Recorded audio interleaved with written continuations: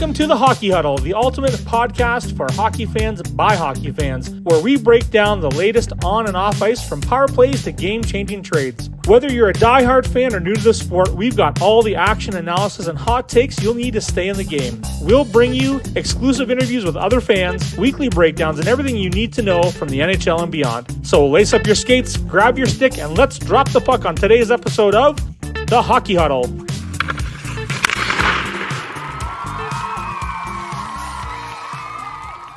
Well, it is the epic and holiday seasoned episode number 10. I want to tell a story, Jay, to you quickly about an experience we had. I'm going to say a peer of mine was doing an interview for a relatively mid-level position in a company I work for. This isn't my full-time job, believe it or not. Hey, I don't think it's your full-time job either. So I want to talk about how weird people are, and it's the holiday season, and people just lose their friggin' minds. So there's an interview going on, and this guy is picking the skin off his hand in the interview, picking it off and balling it up. And he throws it on the floor, and he looks up at the interviewer, and the interviewer is looking at him like, what are you doing right now? And not saying it, but the look on that person's face was like just sheer and utter shock. Like, yeah, was she waiting for the guy to say, one wipes the lotion on itself and hand it up, put it back in the bucket? That's so gross, dude. My gosh. It is so gross. She told me this story, and I was like, stop telling the story. Also, I don't know if I can ever have a sprinkled Timbit again. Now that I'm thinking of little balled up bits of skin on it. You know how the Timbits get the little balled up sprinkles? Oh, man. It's a lot of information I didn't want to hear about. And I was thinking of you today. We had a Friday at 3 moment today, and it was a legendary Friday at 3 where it was coming in through the vents. They were piping in the good stuff, and silliness. So good. Just silliness happened, and I was kind of reminiscent, thinking, "Oh man, Jay needs to be here. This is a good Friday at 3." Should call me. I would have been there. I should have called you. That's what. Next time I'm calling you and be like, "Do it. Just sit here on speakerphone. Be part of this." Yeah, for sure. And speaking of that, I talked to the Tees today. She said that she's coming on next Friday. Okay. All right. That's good news. Next Friday. Yeah. Speaking of throwing up, I also talked to that person, and she mentioned that her child nothing is staying inside that child. Exactly. And it is just fountains of fun coming out of this kid. So it was like the color of your sweater you had on last week. Yes. Green pea Speaking soup. of, buddy, and when the kids go, first off, let's get gross a bit here. I got lots of kids. Yeah, and sure. Who knew there was that much stuff in a kid? Right? Like they throw up. And what's the worst smelling throw up of your child you ever had? I'll go first, and then I'll let you think about it, because it was hot dogs and curdled milk while I was drunk. And I had to pull over. Like, it didn't even matter. Like, if I was in the middle of the 401, I'm like, we're pulling over in the median because this is gross. Dude, it was the grossest smell. And it was hot. It was hot, too. I went back to catch it, and I caught it in my hands because I was trying to protect the interior of the car. Yeah, I should just forget about that. Yeah. We sold the car. Yeah. I have a very similar story. Driving to Florida, and we're driving. I don't know if you know where Cocoa Beach is in Florida, but it's kind of you have to drive over this huge bridge. And one of my sons used to get a little bit car sick.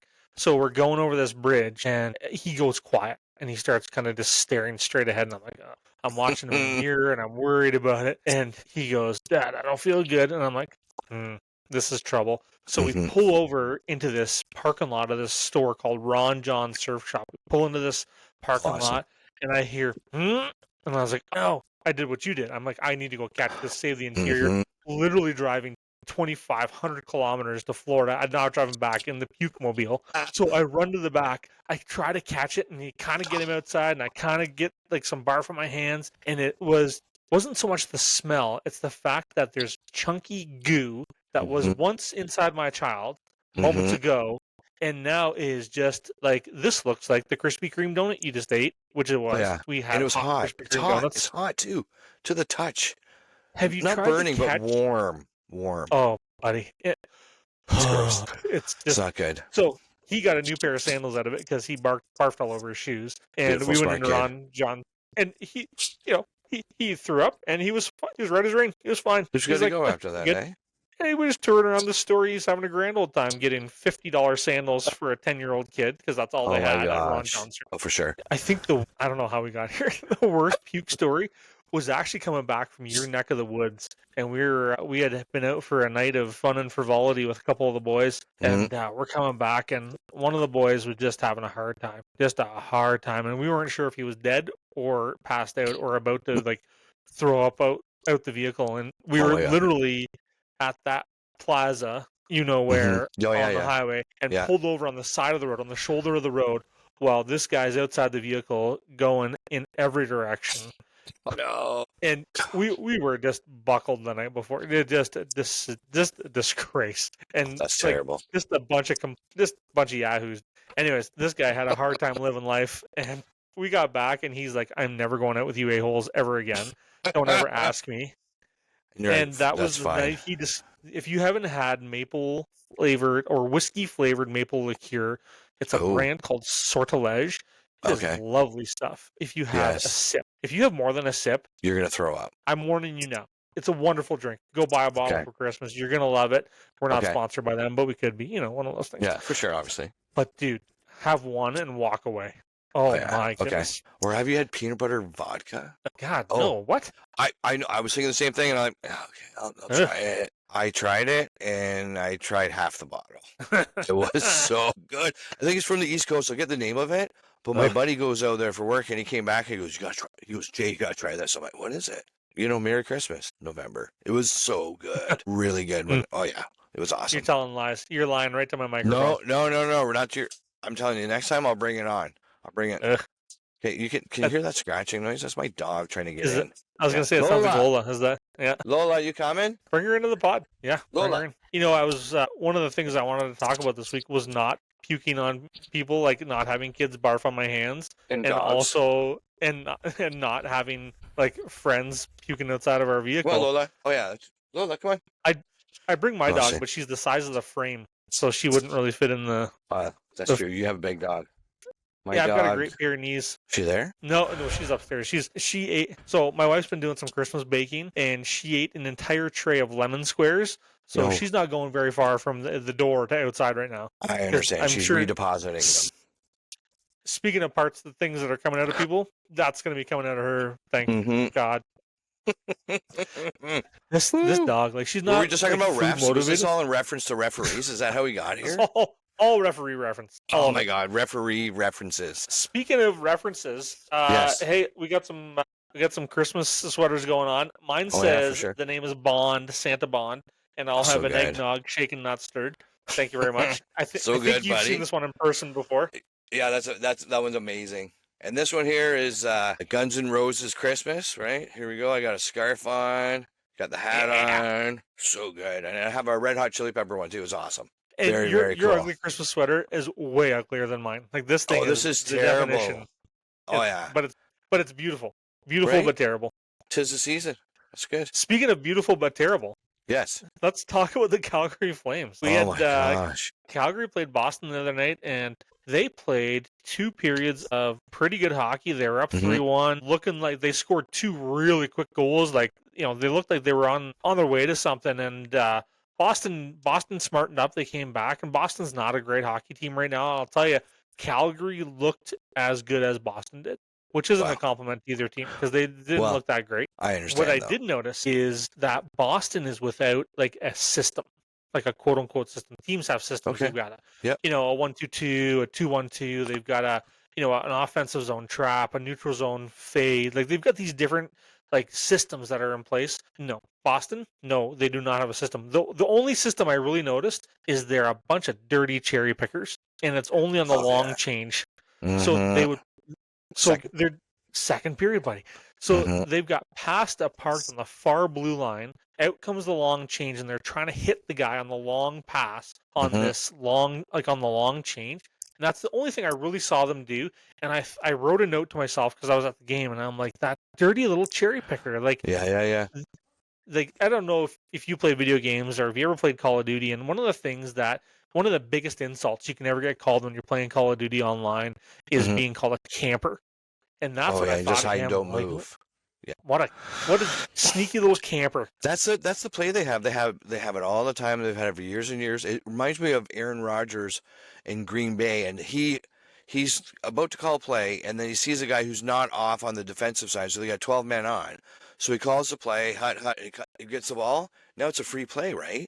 And he does it more than any other quarterback that I've ever seen. Like he's done, I don't know, I think he does it 10 times a year, right? It's crazy to kind of get a call like that. I can't remember anybody else doing it, but I remember him all day long. Yeah, crazy. An elite quarterback too. Like this guy, smart, next right? level, smart. Yeah. You know who didn't look elite was Brad Marchand. Did not look elite at all. He had Michael Backlund riding him like a horse all night long, and Backlund did a good job shutting Marchand down. And I'm thinking to myself, how like this guy's in Team Canada. I get it. There's pedigree.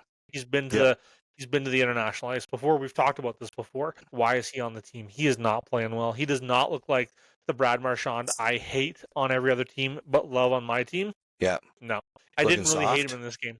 I didn't hate him in this game. Like he wasn't, it wasn't that Brad Marchand. And I'm worried that we're not going to get that Brad Marchand on Team Canada. And we already talked about who's on fire.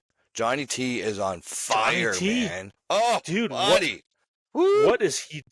I'm worried that he's going to have to get a contract that's over $5 million. I know, and they're thinking I don't know. We can talk about that later, but like the range, like we heard Shane who lowballed him at 3. We're like, that's not happening, buddy. To 7, I'm hearing anywhere from 3 to 7 for Johnny T. And the way he's playing now, if he look, the C's off his shirt. It's with Matthews. It's probably in the right spot. I get it. Is the C off his shirt the difference maker? Is the pressure off him a little bit? It seems like it. It seems like it. Buddy, he is reinvigorated. He looks like that. What was his first year with Marner together? Was that 18? Yeah, 2017, 18, and he got what, 47 goals? It was crazy. That's what he looks like. Yeah, he looks great, man. Bring that great. on.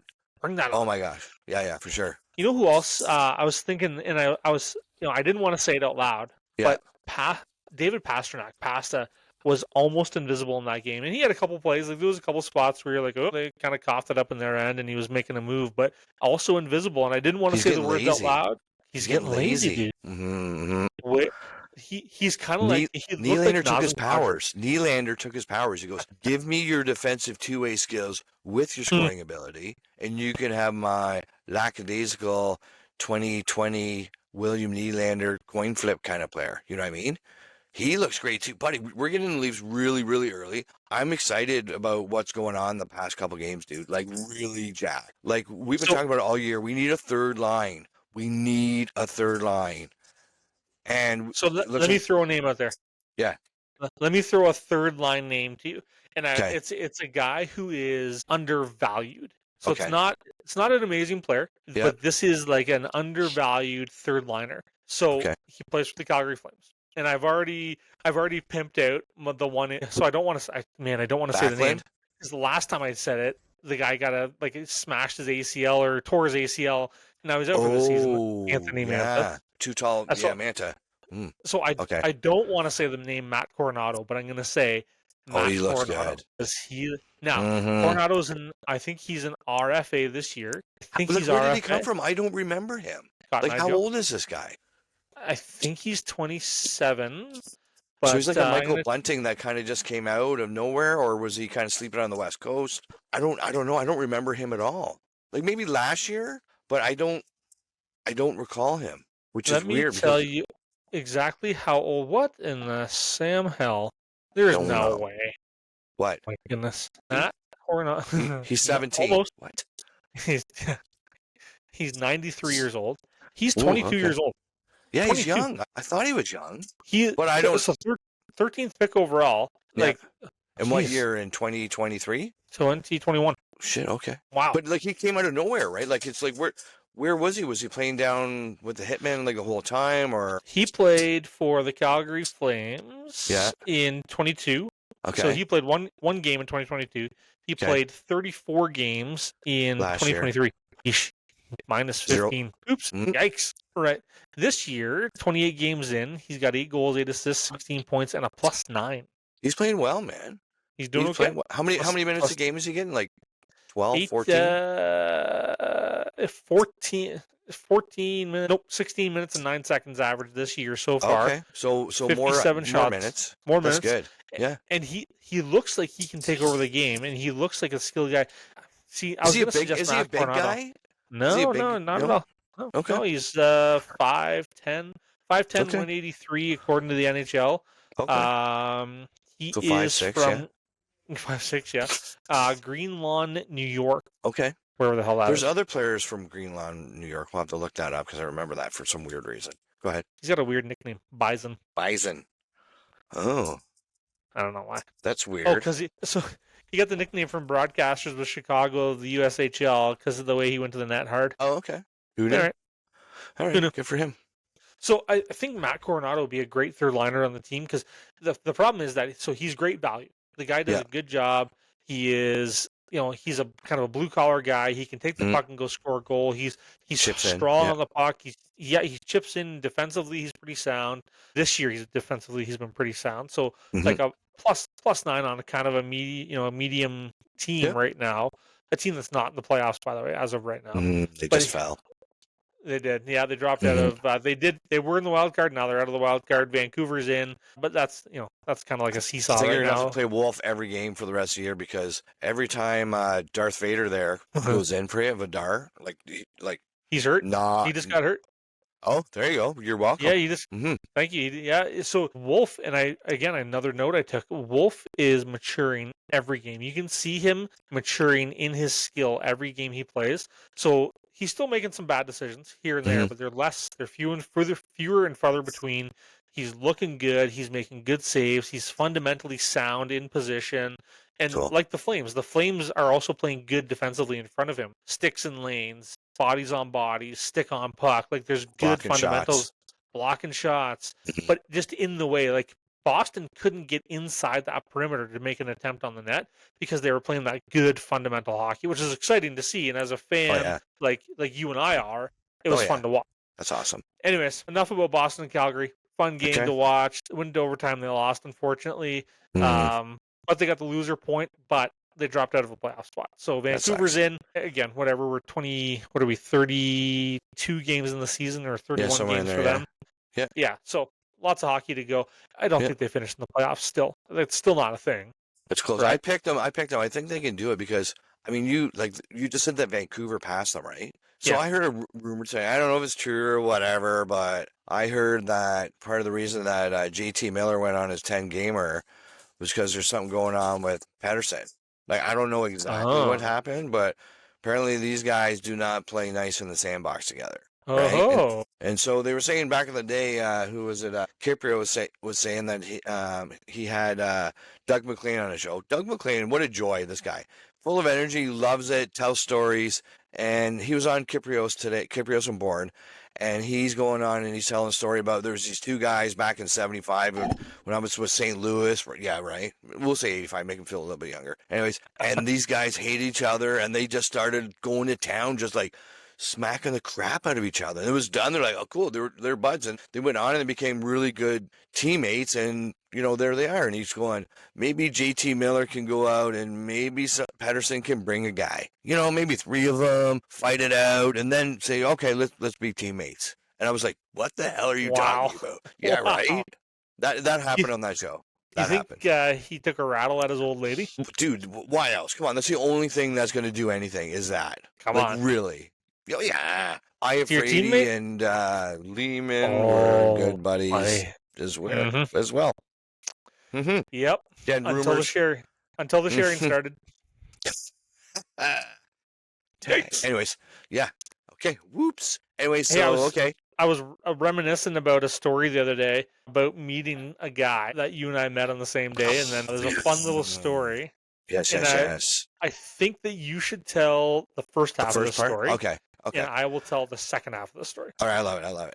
All right, so Rick and I may or may not have been working at his establishment in the greater Toronto area. And when you were working there, what had to happen is one of the managers had to watch the door. So when people are coming in and out, just to make sure, and you would check staff in. And so you're facing the inside of the store. So you're not looking directly at the door. So you can't always see them right away, but you'll hear them first and then they'll come to your peripheral and then they're in your vision. So that's since changed, obviously, because of that reason. But anyways, I was there, and I hear, like, it's 8 in the morning. We open at 10, and I hear a voice, and the voice was, "Are you guys open?" And I'm like, "Is that who I think it is?" And then in walks Morgan Riley, and I looked down and I go, "Yes, of course we are open. What would you like to see today?" And he said what he wanted to see. I said, "Yeah, come with me."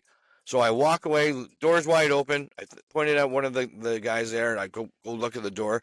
And as I walk past the middle of the store, I look down, and who's there? But Rick, and he's like working away, merchandising stuff. And I look up and I go, Rick, Morgan and I are just going to go over here to this side of the store, and I'm going to help him out with a couple things. And Rick's mouth like dropped way, like right. Yeah, exactly like that, right? And so I went and had a conversation with Morgan Riley for about 5 minutes. This guy, what a super nice guy, right? And I'm talking to him, and I'm like, am I really talking to Morgan Riley? And I was going back and forth with him. And then, of course, I had to say what everybody says. And I go, oh, I don't want to say this. But I go, Morgan Riley, just so you know, I'm like totally fangirl. I'm like, I'm the biggest Leaf fan you've ever seen. Like, I am, and I can prove it, right? And I start going on. I go, I sound crazy now. This guy's never going to see Rick or I again.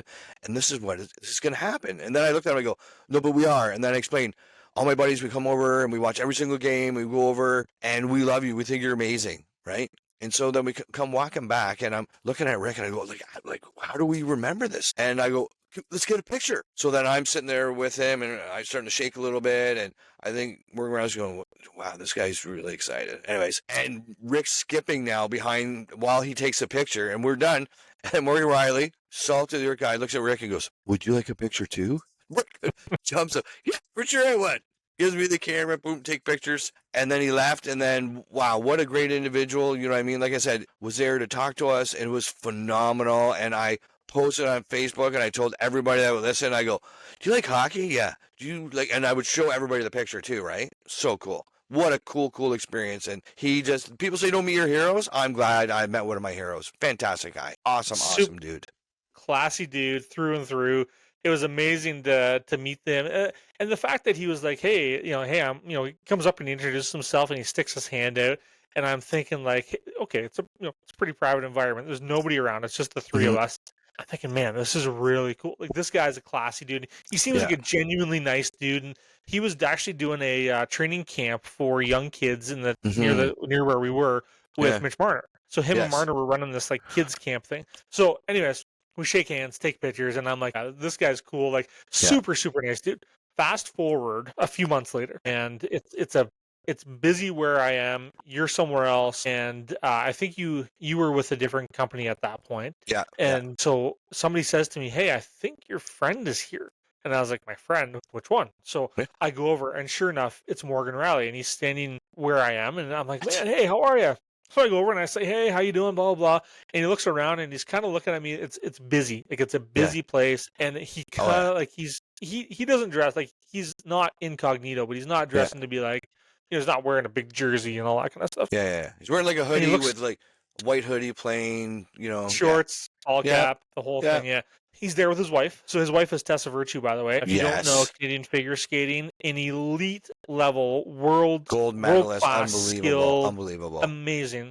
Yeah. And like about to have her baby, like minutes from having this baby, where I am. That's not the story, by the way. She did not have the baby. We didn't have to deliver. Why didn't tell me that part, dude? No, it didn't happen. But That's very awesome. pregnant. Yeah. And he turns around as I say, "Hey, how are you?" And he looks at me for a second. He goes, "Oh, hey, how are you doing?" And he recognized me. Shut up. And my claim to fame, other than being best friends with John Tavares, obviously, is the fact that he recognized, like me, he would have recognized you. And I literally walked away and called you. And I was like, you're never going to guess what happened. I'm like, dude, tell me. And I was working at a place where you could only be at one spot to get cell phone calls. And I happened to be in that exact 4x4 square when you call it too. I'm like, this is destiny, man. What a great thing. Unbelievable. And a classy dude again. Classy dude. He's with his wife, and I didn't really want to bother him, but the fact that he turned around and he recognized us or me, and that's just awesome. Cool. And that's totally cool. And we do have pictures. We do. We can show that. Yeah. Or we'd have to blur some stuff out. Yeah, we got to blur some stuff out. We'll figure out how to post the photo here or there, somewhere over here. Maybe. I don't know where it's going to go. Okay. here's the part that got me. I love when a pro athlete is just a classy dude, like a down-to-earth person, and that's who he is. Just a good, classy, down-to-earth dude.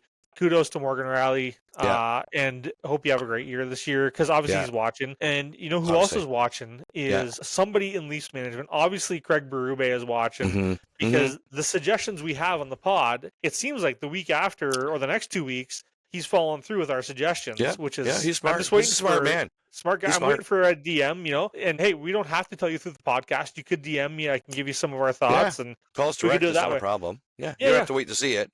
Here's Jason's phone number right here. Yeah, right here. Obviously. There it is. Obviously. Okay, good. Yeah. 967-11. Is that call? Your phone number? Yeah. Okay. For sure. So you and I were. So you were talking. Okay, let's go. We're just finishing with Riley. So I was going to talk about Morgan Riley because, I mean, we started off with a great story about Morgan Riley, and that's all true as a human being. But over the last 4 or 5 games, like he was been on the ice for 87% of goals against for the Toronto Maple Leafs. And not because he happened to step on, because he was just changing. He's been in the middle and making some bad moves. And I was going to go on and on and on about it. And then he did exactly what I wasn't expecting him to do, but he's done it before, so I don't know why I didn't expect him to do it. But in tonight's game against Buffalo, Matthews comes down and he takes a shot right in the ribs, like a cross check, and who runs in there? Morgan Riley, and it's Tage Thompson. He climbs the Tage Thompson ladder and then goes, smacks them. They roll around a little bit and they're on the ground. And so Morgan Riley, just for his bad play for the past 4 or 5 games, erased. Good job. Shows that you're going to step up for your teammates, and, even if you are fighting Goliath. Good job, David.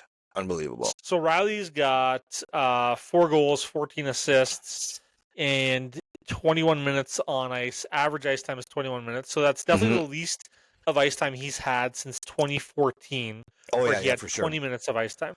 Now, here is the ugly part of what's going on with Morgan Riley. He's a -7. -7. Right. And you can tell.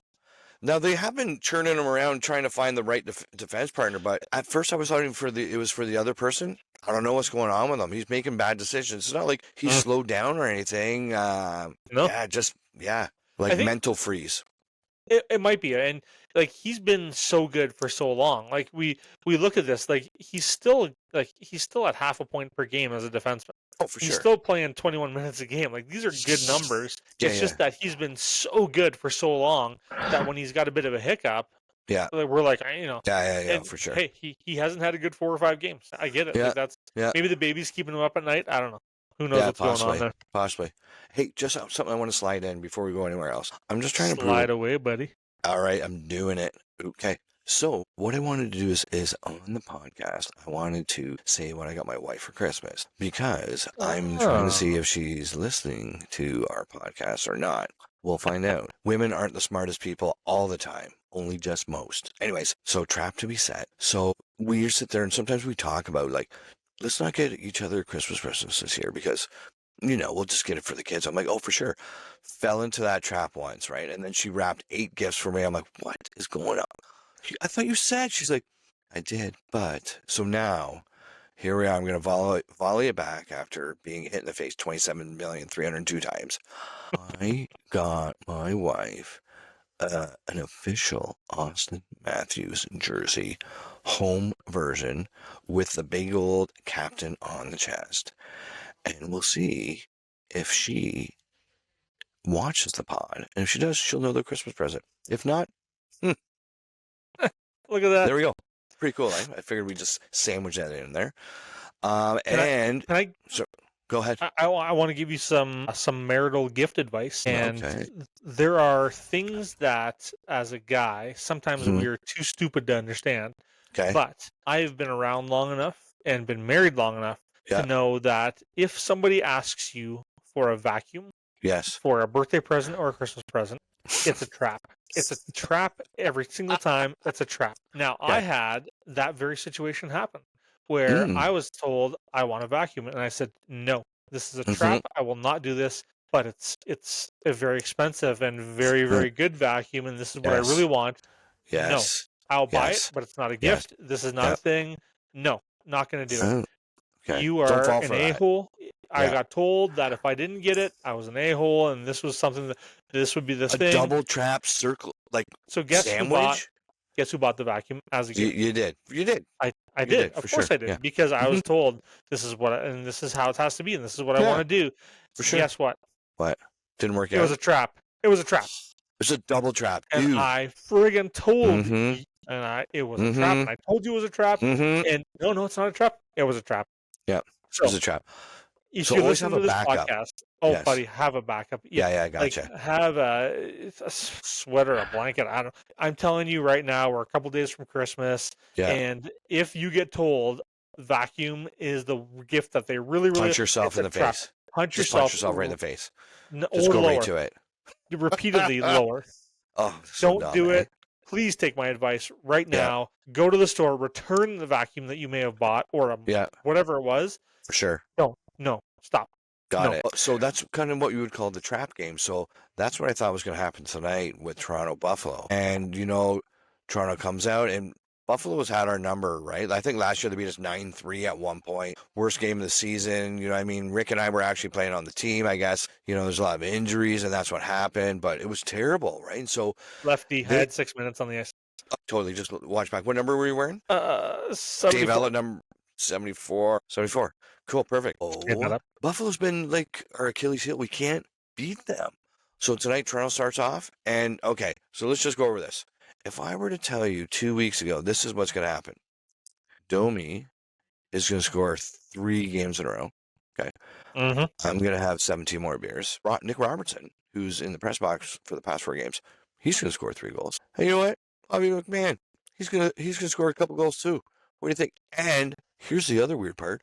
We're going to put them on one line. We're going to call it the remedy line, because we're going to fix what ails you boys. And that's what happened. They were talking about secondary scoring. We weren't getting any. The defensive teams on the other guys are going up against our 1 and 2 line. And we needed that. And Rick and I have talked about this. Let's not get like a defensive third line, 2A. The fourth line is a bash and crash, and you got the first 2 lines can score. We want 3 lines that can score.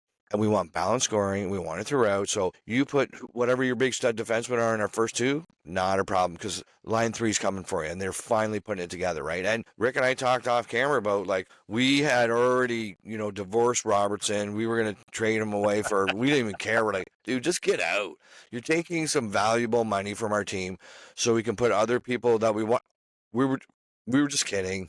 We didn't mean that. We like you. But if you look at each one of those players individually, Robertson, super fast and speedy, great shot. But what I find, he wasn't involved defensively, so he kind of would always give up and not really skate and do that fake skate. And I slowed it down for my buddy. I go, watch this dude fake skating, and he's pretending to skate like he's going to go fast. Bullshit, dude. Slow it down. It looks fake. So anyways, I watched this kid the last 3 games. He scored a wraparound goal against Dallas where he went in, dipsy doodle, lost puck, fought for the puck, turned around, and I just yelled, shoot it! And he shot it. Goal, of which, weird segue, he's played his brother, Jason Robertson, 5 times. He's won all 5 times. He's outscored him 3-0, and he's got 1 assist. His brother's got 1 assist. And so 5 games against Dallas, So guess what? We should always play the Dallas Stars. Maybe we can get them in the finals and win 4 straight. Well, I'll tell you about that third line. I love that there's an identity to that line. And that identity looks like we're going to beat you with speed. And the speed on these guys is what Bobby McMahon has, is this guy maybe the fastest guy in the NHL or close to the fastest guy? He totally is. His start and stop. He's unassuming. You never would even think of that. And Robertson, we already know super fast. And you got Domi out there. Max is flying around like a jitterbug. I'm like, he's full of piss and vinegar. I love it. And he's fast. What? And his shot tonight, actually his last 3 shots, I'm like, what the heck is going on with this guy? Fantastic. Max Domi needs his own line. And that line is the perfect line for him to center. Yes. He's got freedom to shoot. He's got freedom to like you said, he's full of piss and vinegar. Yeah. I love when his wires get a bit crossed and he goes nasty on somebody. That. Yep. Love when he gets fantastic. And McMahon's big on that line too. So you got those 2 guys that are good defensively going hard. Robertson's, he's put in that effort. He did it twice tonight. The little fake skate at the end. I'm like, dude, no. You scored. You can't go back to that, buddy, because that's what's going to happen.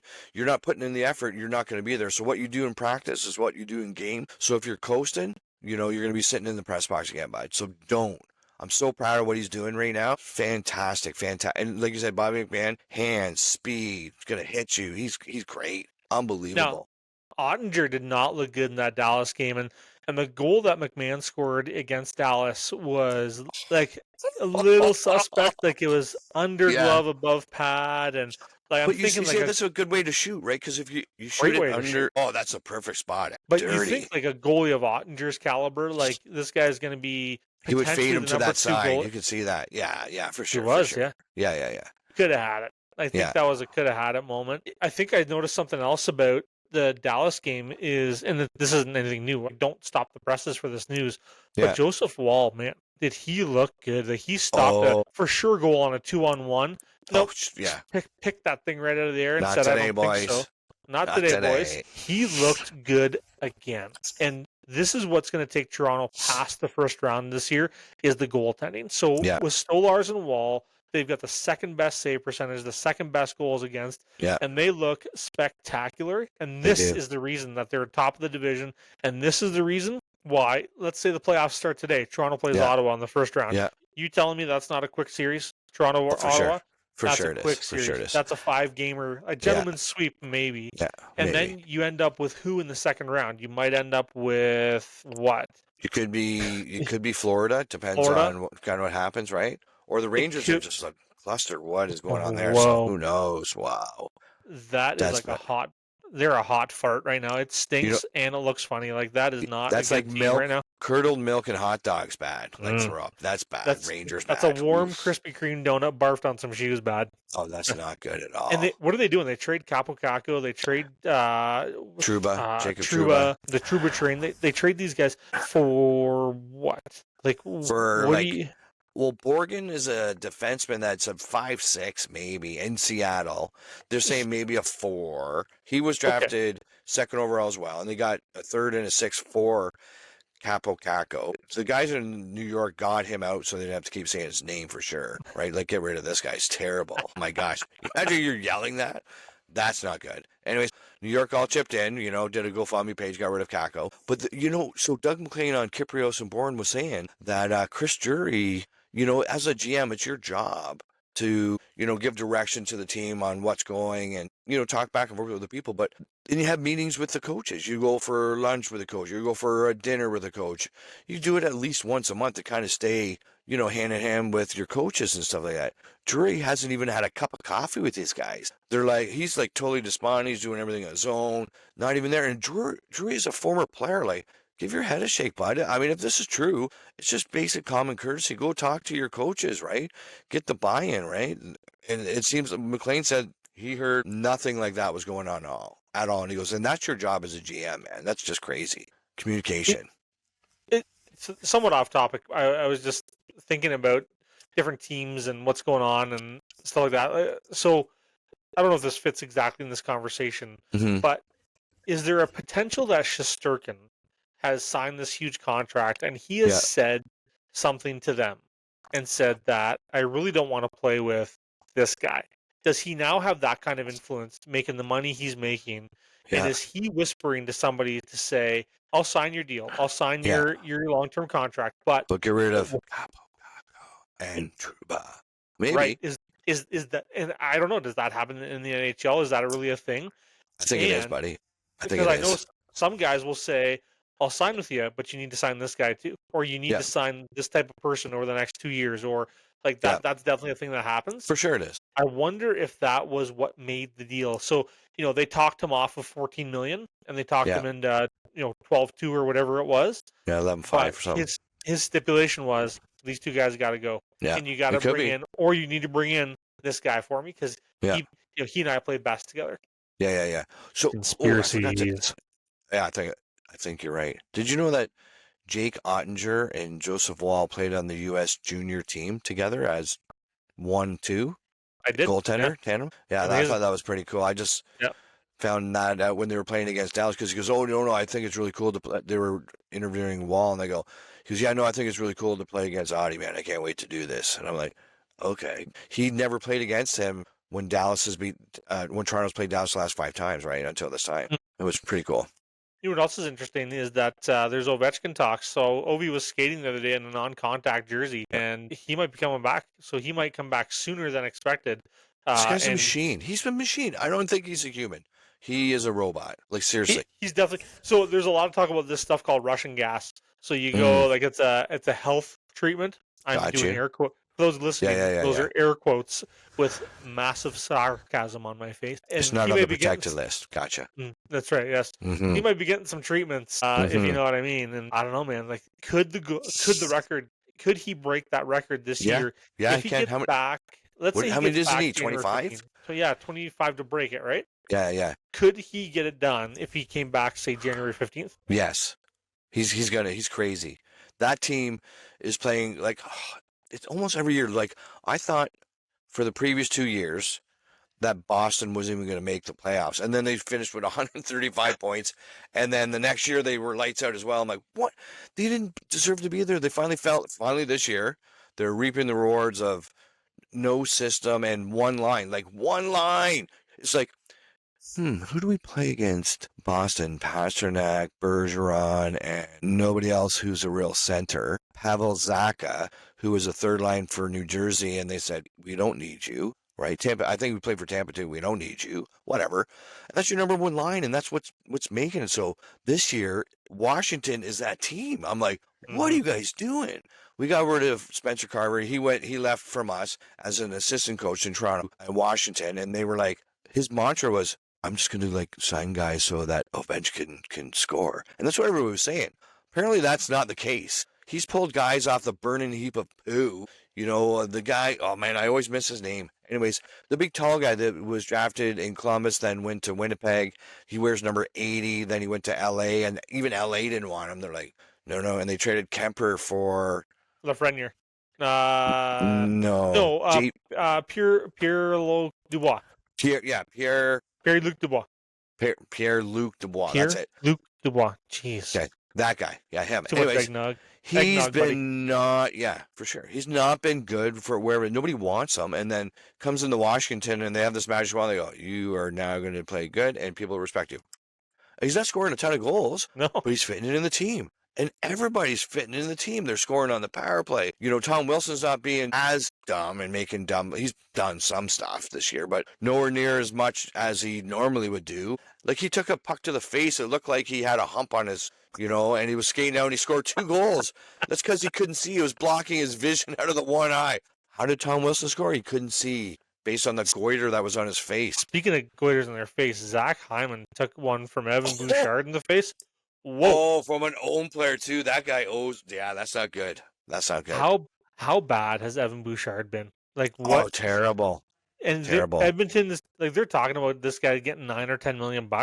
He has got more second assists on opponents' goals than good. Oh, for Lord. Sure.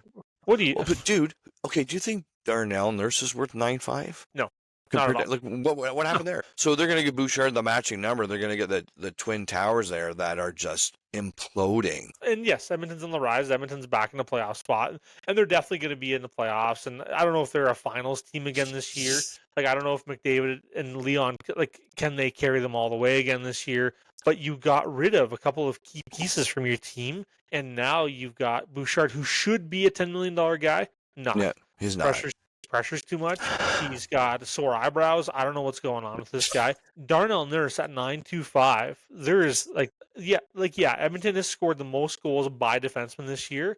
I don't think Darnell's 9.25. That's he's definitely not. Like, compare what Morgan Riley's at 7 or 8, versus Nurse. No way. There's no way. We said it last pod. I'll take Sarah Nurse every day over Darnell Nurse. Oh, for sure, all day long. All day. However that works, Sarah Nurse, please sign with Toronto Maple Leafs. Yeah, for sure. I'll take her. Because they need great player, big heart. Yeah, unbelievable. So Dylan Strome has got the most points for Washington, back to Washington. Right. Connor McMichael and Alex Ovechkin have 15 goals. Connor McMichael's having a year, by the way. Look at this kid. This is the second year in a row he's done well. So, last year wasn't just a flash in the pan. He's doing well. And he's a point per game guy, right? He's just shy of a point per game guy. You've got John Carlson, 20 assists. You got he's 42 right now. He's the oldest guy in the NHL, and he's still smooth as silk, eh? just glides across that blue line. I played hockey with this guy. So I played old guy hockey. We played with this guy who had to have played in the NHL, and he was the smoothest, fastest old guy skater I'd ever played against. And you try to go dancing around this guy, right spot, right time. Like he was always in the right place. Smart hockey player, and like eventually speed would kind of win. And my line mate was very, very fast with great hands, and we just kind of feed the puck back and forth. But this guy, I'll tell you, the guys that can skate smoothly and they're just in the angle, they're in the right spot at the right time. John Carlson is 34 years of age, born in that. What? He's only 34. 34. Okay. 50. I thought he was older than that, but still. But he's been 15 years pro. He's been playing since he was 19 years old. He's been playing well. Like he looks great. He looks really great. Yeah. And you're not hearing? Rasmus Sandin. That means he's not messing up. You're not hearing him in the game. He's not standing out. I'm like, okay, so you're finally doing what we wanted you to do, but wow. Let's play trivia. Let's play Rick's favorite game of trivia. What's the plus minus for Rasmus Sandin? Plus 11. That's a really good guess. You're low. Oh, plus 17. Plus 16. Wow. I'm telling you. What? Yeah. Rasmus that whole team. Plus 16? Look at how many goals Washington is plus minus for goals. Like they're plus 32 or something crazy, right? Something crazy. They're second. They're doing something right. They're doing it. Oh, Winnipeg's the best, I think, in the league. Yeah. Rasmus Sandin also is getting 19 minutes a game. Yeah, man. He's almost 20 minutes a game. Yeah. He's playing well. Yep. Really, really good for him. Found the right seat on the bus. That's what happened. What about Liljegren? Here, I haven't heard much about him. I'm sorry, who? Little Jorgen. Oh, Little Jurgen. I didn't. Yeah, I haven't heard much about him. Huh? Yeah, recently I checked. I don't think he had any goals with us. Maybe one. Then he looked. He had 3. And I'm like, oh, what's going on? So I don't know what was happening with him in San Jose there. We'll have to take a look. See, but I'm telling you, while you're looking that up, so that Dallas game, we looked dominant, and I didn't feel like that pressure from that team that we should have felt. Right tonight, we were playing Buffalo, and you don't have to rewind or go back and check the date on this tape. Matt Murray was starting for the Leafs tonight. Ugh, Hildebeest looked terrible. Like he was like he did 3 shots, like laser. I'm like, whoa, what's going on, buddy? Like, is it too fast for you, bud? And then Murray went in, and Matt Murray, thank goodness for the Christmas refs tonight, man, gave the Leafs 2 goals back. One was goalie interference that I think this year they're being very touchy. Yeah. And we talked a little bit about it. He did spin his stick, and so by the time he got set, it was a goal. But most times, it's like he wasn't even in the blue paint, right? But they gave it to us, which is great. And then I was impressed. Now, I don't know how you could have missed it. Like, the ref should have missed it, but the linesman definitely saw that Tanev's nose got blowed up real good. Yeah. Like, he was even stitching his nose, blood everywhere. They score a goal, and then all of a sudden you see them talking, and we're like, what's happening? I didn't see anything. And they said, well, it was a high stick. It's a 4 minutes, so no goal. As soon as they touched the puck, the linesman could call, and he was trying to call it. And then they scored. I was like, what? Merry Christmas, everybody. It's too, Tiny Tim. Right? Unbelievable. So, wow. Speaking of Tiny Tim Little Jurgen. Yes. Yeah, he's, you want to know the stats this year? Yeah, talk to me. 22 games, 3 goals, 3 assists. Yeah. He has got 12 penalty minutes. Don't know what happened there. And his plus minus is a -2. So his year is kind of like meh. And he's playing on a really bad team. So to be a -2 on that team as a defender, that's pretty darn good. How bad is San Jose? Oh my God. The future looks bright. The future looks bright in San Jose. Yes. Macklin Celebrini looks like this kid is going to be the real deal. Like, he's going to be a superstar in the league. Yeah. But yikes. What a tough thing to watch. Yeah. It's very, very tough. They have a bunch of new talent come up. Do they draft Will Smith as well, the defenseman? Will Smith, out of Boston College? Boston University? Boston College, yeah. He looks good. I mean, there's lots to like with that. And Celebrini, I mean, if I were to ask you today, who would you want, Connor Bernard or Celebrini? I don't know. Celebrini was injured for like 3-4 games or whatever, and I think he's got 12, 13 goals this year, and Bernard's got like 6. So Celebrini is 11 goals, 11 assists, and he's a -5 on a horrific team. So he's a point per game as a rookie. And looking good. Like, he looks like he belongs there. Amazing. Will Smith not having that, like, not what's his as plus good minus? a year. Sorry, what's Celebrini's plus minus? -6. -6. Will Smith's -11. Okay. Ooh, -11 is almost the worst in that team. Well, Connor Bedard was -45 his rookie year. The worst ever. Sorry, Bedard. Like, you're Canadian and all that stuff, but man, dude, we were looking at, who had the worst plus-minus as a first-round pick. I thought it was Dag, but it wasn't Alexander Dag. It was you, Connor Bedard. You know what's brutal about... I'm down going all over the place here. Back to Buffalo. They've lost 12 games in a row. Yes, they have. Oh my God, that's terrible. That roller coaster. Do you remember the band, the Bare Naked Ladies? Oh yeah, for sure. So their lead singer, I think his name's Ed, and they were doing an interview once, and it was they're past their prime, and he was doing this interview. They're having a fun show, and he said, when you ride a roller coaster, the ride up to the top of the roller coaster is a lot of fun. It's anxious, it's exciting. He said, but we're on our way down, and the way down's a hell of a lot more fun. And I thought, what a great man! Oh, that's so cool. What a great reference. Buffalo, not feeling that way. They're not enjoying No. They haven't made the playoffs in 13 years, man. Straight years. 13. You remember we were talking about Smelly Puke earlier? Yep, well, that's 13 years. 13 years. They're the youngest team. They're the youngest team in the league, Buffalo. Like 26.8 years of age or 26.1.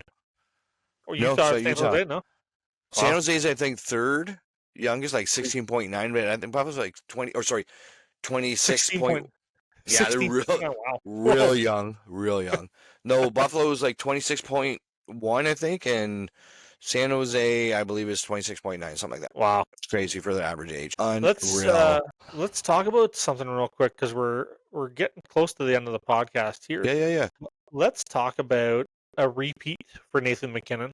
Okay, repeat. We didn't talk about this, but there is a chance. So MacKinnon leads the league in points right now. His stats are kind of weird. Like, he's got 13 goals, 39 assists for 52 points. Leads the league in points. Leon is right there with 50 for points. MVP? For MVP. Yeah. Is this a repeat year with only 13 goals? Does that get him the MVP? You know what?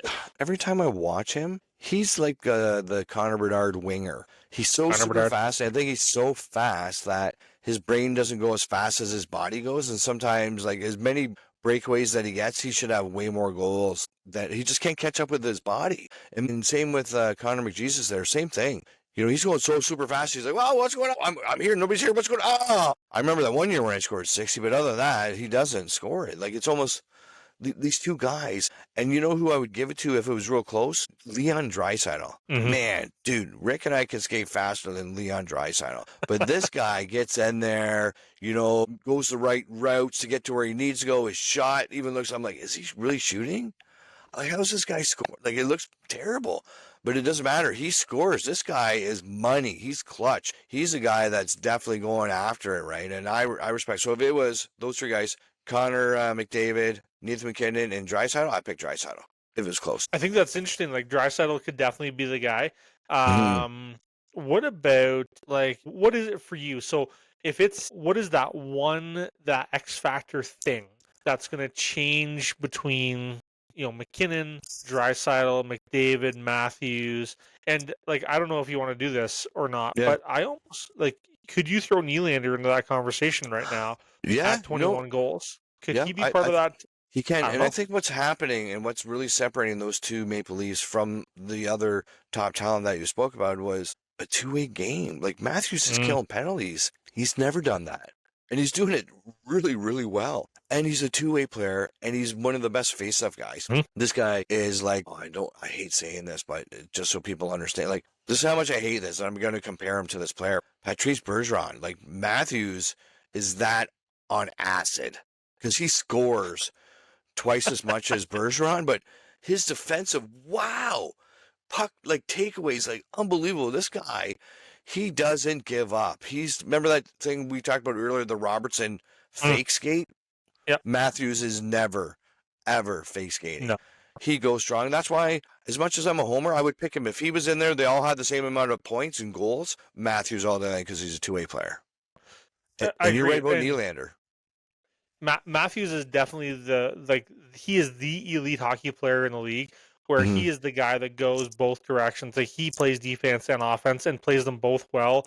And he is unsung as a defensive, like a very, very skilled defensive hockey player. So good, so good, so good. Unsung. And like tonight, he's a robot. The guy's a machine. He has. Him and Ovechkin are both robots. I agree. And tonight, at the end of the game, it just shows the team building. It was Tavares coming down. He could have shot it into the empty net. He looks over to Nylander, pass to Nylander, and Nylander deposited it into the open cage. He looks over, smiled, and just pointed at Tavares. Like, what a class act, Tavares, right? And Nylander, like, man, it felt good. It really felt good. Nylander, like you said, buddy, he's maturing. Like, he's finally coming into his own. You know, everybody makes mistakes now and then, but this guy, wow, he's playing well. Really, really well. Yeah, really enjoying watching him play. And, you know, let's wrap up by talking about two things here with JT. You mentioned JT, and let's talk about Mitch Marner as well. So sure.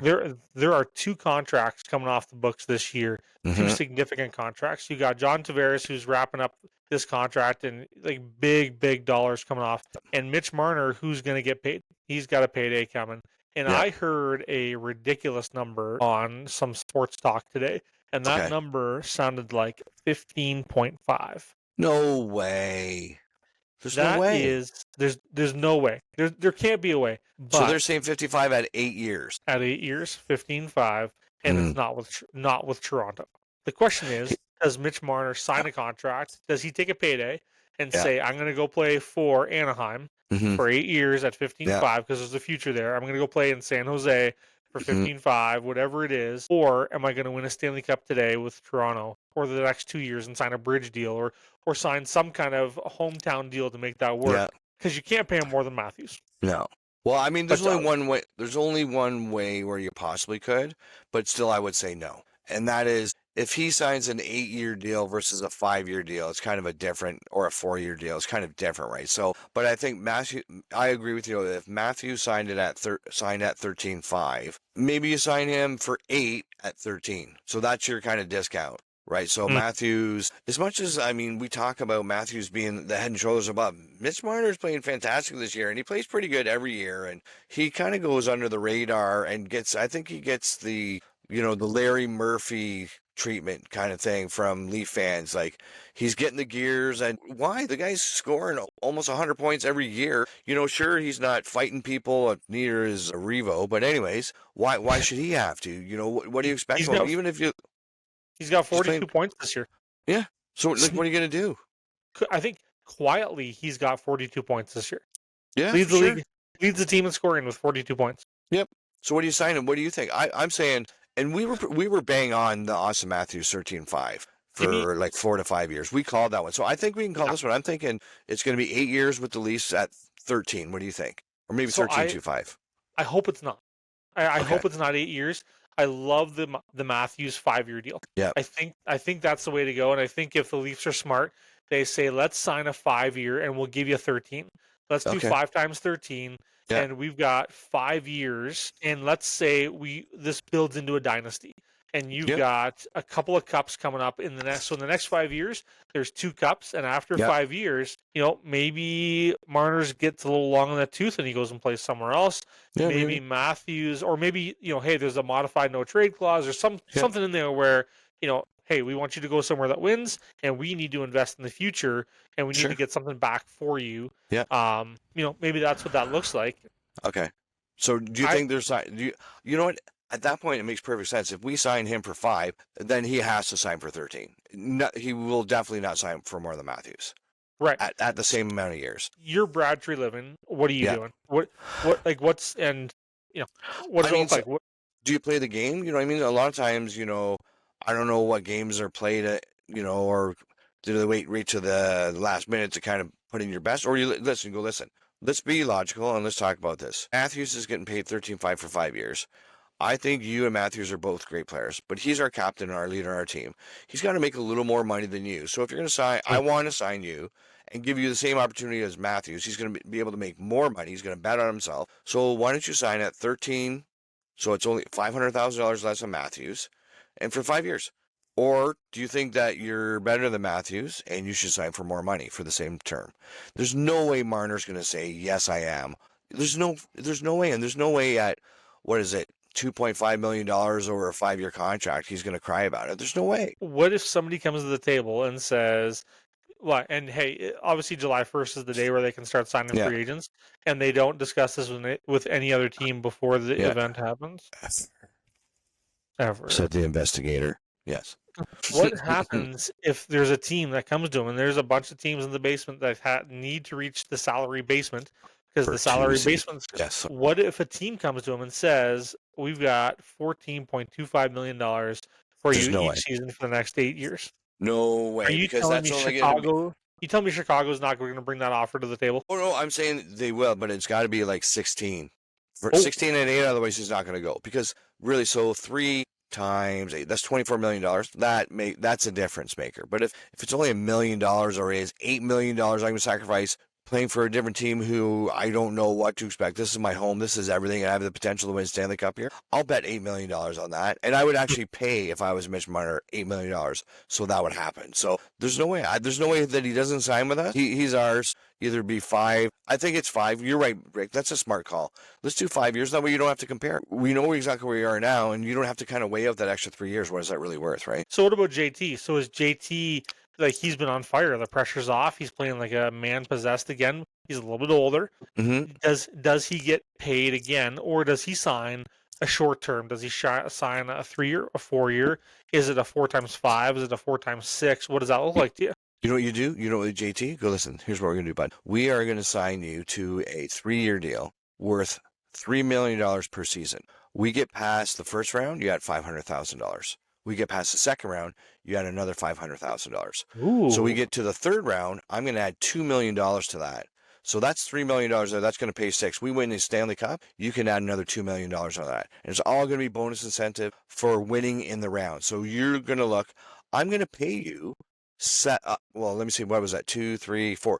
I'm going to pay you, $7 million when we win, because then we can afford to pay you $7 million. And I'm going to reward you for us going the rounds. And then bonuses can always go on to the years after. It doesn't have to be in that year.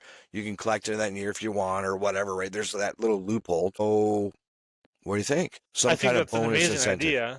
I am currently searching if that's allowable in the playoffs with the salary cap, because that's something you can check. You can do bonuses, and bonuses can get paid out in the following contract year, and it doesn't count against this year's cap. Or you can choose to pay it in this year's cap, because I believe that it would be before the end of the season, whatever is like June 28th or whatever that looks like. So you can choose to pay it now, here or there. So if you save money, or if people were injured and you have that money to spend, then spend it this year. If not, kind of move on. But that would give us, it's only $3 million against cap, right? So $3 million plus we pay Mitchie 13, so that's 16 before against 22. So that means we got another $6 million plus the cap's going up another 5. And right now, signed in 2024 to 2025, the Leafs have about $63 million in spend, and that still puts us at, I think it's 11 forwards. Come on to Toronto, Brock Besser. Let's go. There you go. 4 defensemen, right? And still 2 goalies. So that's Stolarz and Wall both signed. And again, here, crazy talk. Connor McDavid's a UFA next year at the end of next season. He's a UFA. Yeah. And the cap's going up, and you've got room. Well, what did Draisaitl sign for? What did he land on again? He was 90. Was he 90 over his term? I think so, something like that. We'll have to look that one up. But, I mean, again, you're Connor McDavid. It's like, dude, we can pay you $22 million a year. Dude, I was way off. 8-year, 112. Oh, okay, cool. It is the top salary cap hit in NHL history at $14 million a year. Yeah, so he went to 14 from 13.5. Wow. So here's the thing. With Connor McDavid, I need to you can pay him 22, but you go, listen, I signed you for 22. We're not going to win. And you're playing to win the cup, right? Not just win the money. Like the amount of advertisements and everything. David needs to be on a team that's going to win, though. Like, well, that's what I'm saying. If you pay him too much, it's a game that the owners use it. The GMs use it. Go, dude, you're worth $24 million, but I can't pay you $24 million because then we won't have a team. That's the difference, right? So that's really up to you, and it's kind of a trap. It's like if you take the money, then you're selfish. You're not playing to win. But if you don't take the money, then you're dumb and you might win. right? It's not like you're gonna win. You might. You have a better chance. Right. So it's kind of weird.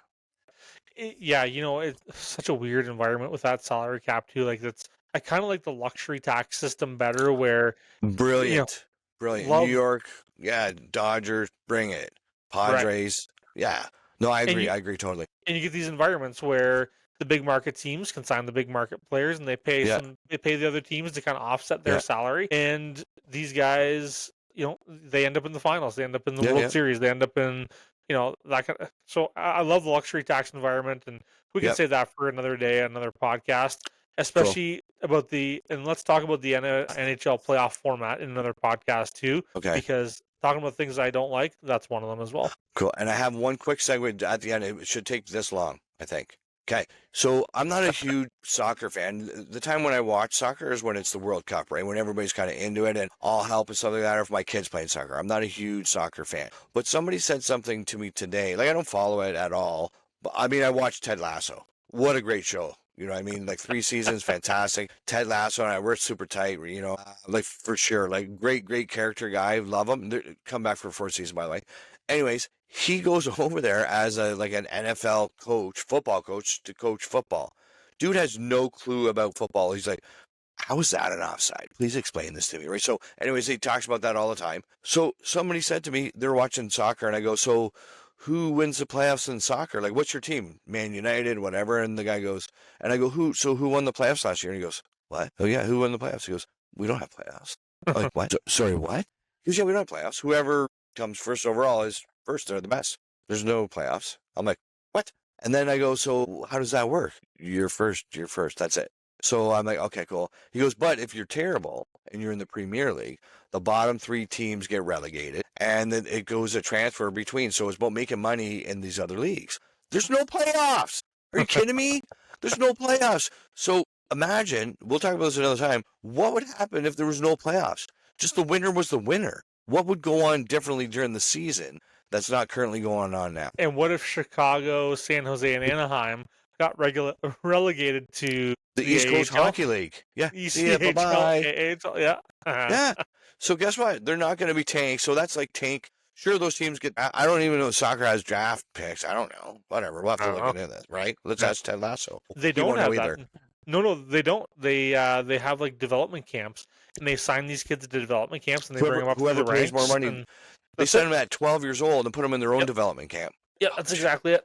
Sounds like the Montreal Canadiens of the 50s and 60s, but anyways, whatever. Well, man, hey, I think we're at the end of the pod here. It's I think we are. It is 4 days till Christmas, 4 shopping days till Christmas, I guess. Or the day is pretty much over, anyways. But want to wish everybody happy holidays or whatever you celebrate, and hope you get to spend that with some people you like or your family if you don't like your family. So there you go. Absolutely. And to you and your family, I wish you guys all the best and really happy holidays. And I hope you get to enjoy some Christmas cheer. Absolutely.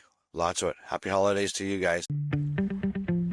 Thanks for tuning in to the Hockey Huddle and hanging out with us through all the slap shots, big hits, and highlight reel plays. Whether you're a diehard fan or just getting into the game, we appreciate you being part of our hockey family. Don't forget to subscribe, leave a review, and hit us up on social media with your thoughts, questions, or hot takes. We love hearing from you. Until next time, keep your stick on the ice, your head up, and we'll catch you in the next period. Take care, everyone.